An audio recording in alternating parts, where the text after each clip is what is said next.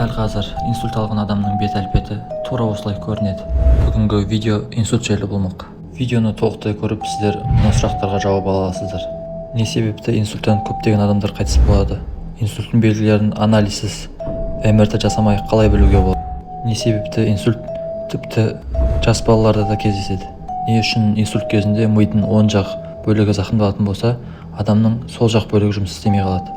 Және бұл ауруды қалай алдын аламыз? Егер қызық болса, онда кеттік.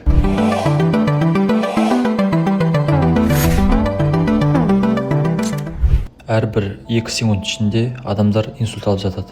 Ең жиі кездесетін бұл ишемиялық инсульт. Ишемиялық инсульттің пайда болуының жалпы 2 механизмі бар. Ең бірінші механизмі бұл жүрекпен байланысты. Жүрек бұл дұрыс жер алмаған кезде, яғни аритмия, соның ішінде мерцательный аритмия кезінде, яғни жүректің тез-тез соғуы болады. Осы кезде бізде сол жақ жүрекшеде тромбтың пайда болуына алып келеді. Пайда болған тромб ұйқы артериясы арқылы миға кетеді. Яғни ишемиялық инсульт кезінде миялық артерияда осы пайда болған тромб осы артерияны бітеп қалады. Ал екінші механизм бұл тамырлардың атеросклерозы. Атеросклероз дегеніміз атеросклероздық бляшкалардың пайда болуы. Бұл кезде бізде жалпы ішкі ұйқы артериясы зақымдалады. Ішкі ұйқы артериясында жаңағы бляшкалардың пайда болуы. Бұл бляшкалар егер зақымдалатын болса, онда жаңағы тромб пайда болып, ол ары қарай миға кетеді. Немесе пайда болған тромб осы ішкі ұйқы артериясын бірден толықтай жауып тастап, окклюзия пайда болып, мидың толықтай жарты шарының өлуіне алып келеді. Ишемиялық инсульт бұл 80% жағдайда кездеседі.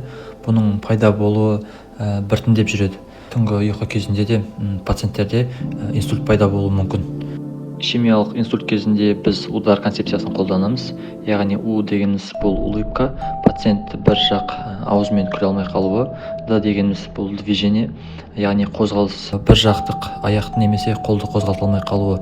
Бұл кезде егер біздің мидың оң жақ бөлігі зақымдалатын болса, онда пациент сол жақ аяқ қол бөлігін қозғалта алмайды.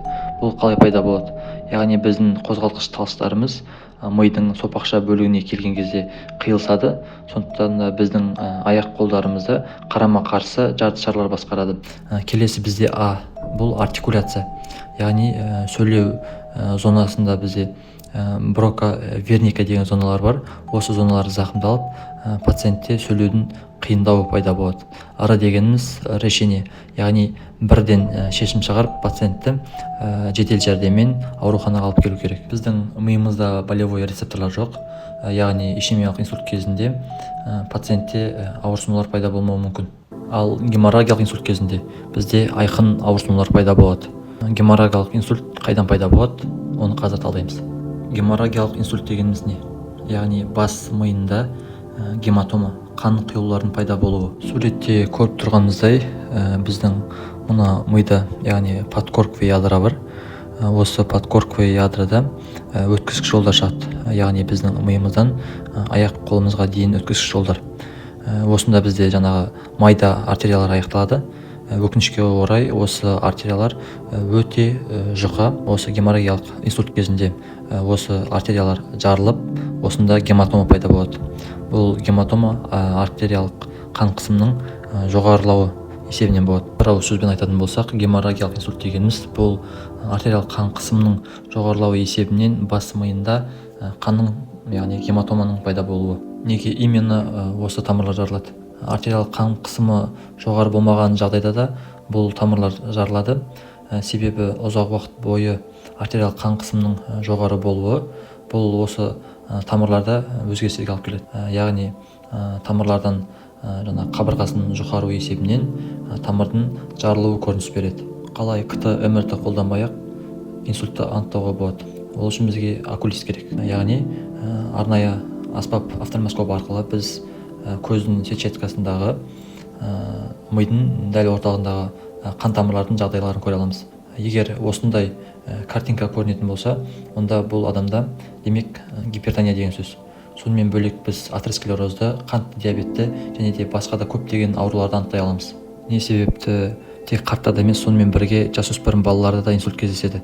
Бұның негізгі бірден бір себебі үнемі стрессте болу. Сонымен бірге жаңағы зиянды әдеттер, энергетикалық сусындар, алкоголь, сонымен бірге наркотиктер.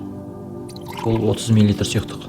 яғни мидың үлкен жартышарында пайда болған сұйықтық. Егер бұндай жағдайда бізге операция керек болмайды, яғни ол өзі сынып кетеді. Ал егер 30 мл-ден көп болатын болса, онда операцияны қажет етеді. Әрине операцияға көрсеткішті нейрохирургтың өзі таңдайды. Қазіргі уақытта эндоскоп арқылы, яғни бас бөліктен кішкене тесік жасау арқылы үлкен көп мөлшерде гематоманы жоюға болады. Ал ишемиялық инсульт кезде не істейміз? Тромболизис, яғни невропатологтар қан тамырда пайда болған тромбты ерту үшін организмге тромболизистерді құяды. Ал егер бұл көмектеспеген жағдайда, онда эндоваскулярлық хирургтар арнайы операция, яғни тромбоэкстракция арқылы осы артерия ішінде пайда болған тромбты алып тастайды. Тағы маңызды бір сұрақ: ишемиялық инсульт пен геморрагиялық инсультті қалай ажыратамыз? Әрине бұны ауруханада арнайы аппараттар көмегімен анықтауға болады. КТ-ға түсіру арқылы, егер біз КТ-да гематоманы көрмесек, онда бұл ишемиялық инсульт. Бірақ КТ-да 3 күн ішінде ишемия көрінбеуі мүмкін. Ал МРТ-да бұл ишемия бірден көрінеді. Бізге әрине ауруды емдеу емес, бұл аурудың алдын алу керек. Аурудың алдын алу бұл жаңағы себептеріне байланысты. Негізгі бірден бір себеп бұл қан тамырларда атеросклероздің пайда болуы. Атеросклерозы бізде холестерин тудырады. Екінші себебі бұл мойындағы тамырлардың жағдайын бағалау. Бұл УЗИ арқылы жүргізіледі.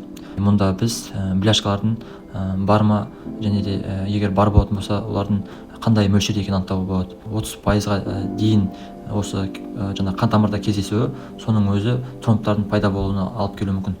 Сол себепті арнайы жаңағы атеросклероздық бляшкаға қарсы дәрілерді ішу керек. Сонымен бірге холестерин деңгейін төмендететін дәрілерді қолдану керек. Ал геморрагиялық инсульт кезде бұл геморрагиялық инсульттің бірден бір себебі жаңағы давление деп айттық, яғни жоғары қан қысымы. Осы жоғары қан қысымын нормада тұрақты ұстауға тырысу керек.